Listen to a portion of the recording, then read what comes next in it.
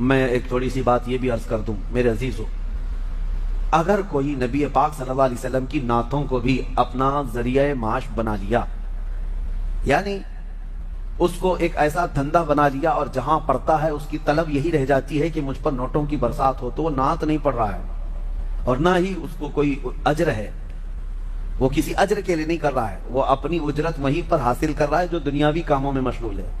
اور ایسے پڑھنے والوں سے کبھی عشق رسول بھی نہیں مل پائے گا، کبھی نہیں مل پائے گا۔ اب ہم نے دیکھا ہے ہمارے اس ملک میں بہت سارے شعراء کا حال، تو اللہ کی پناہ، وہ سٹیج ہلا دیتے ہیں، توڑ دیتے ہیں، اور جتنے پیسوں کی برسات آتی جائے اور ان کے بعد جوش بڑھتا چلا جاتا ہے، حال طاری ہوتا ہے۔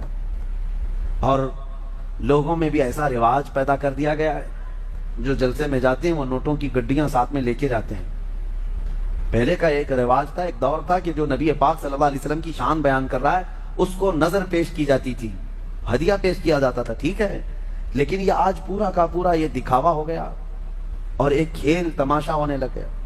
اور ایک حیرت کی بات میں بتاؤں آپ کو، حیرت کی بات، میں بیٹھا بھی ہوں ایک محفل میں، حضور پاک صلی اللہ علیہ وسلم کی نعت پڑھتا رہا شاعر کافی دیر تک، ماحول ٹھنڈا رہا، نوٹ آ نہیں رہے تھے، ہم بھی بیٹھے ہوئے تھے، ایک پیر صاحب بھی تھے اس مجمع میں، شاعر نے جو ہے ڈائیورٹ کر لیا اپنے رخ کو اور وہاں سے پیر صاحب کی شان میں اب اشعار پڑھنے لگا، او جوش، ماحول گرم ہو گیا، لوگوں کے نوٹ نکلنے لگ گئے اور اس پر برسانے لگ گئے۔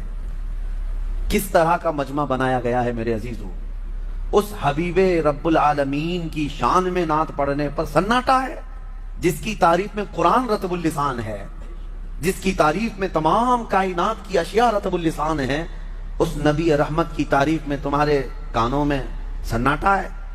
اور ایک پیر کے متعلق جیسی ہی کہہ دیا گیا، جوش آ گیا۔ یہ شخصیت پرستی کا جو رواج شروع ہوا، اس سے بچا جائے، اس سے بچا جائے۔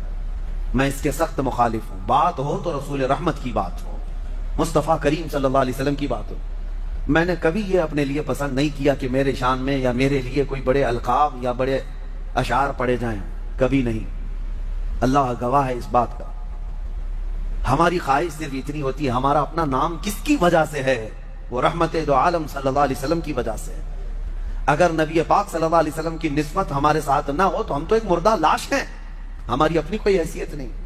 شاعروں کو یہ چاہیے، نعت خاں بنو، نوٹ خاں نہ بنو۔ نعت خاں، اس کی بڑی فضیلت ہے، اس کی قبر بھی ہمیشہ خوشبوؤں سے مہکتی رہتی۔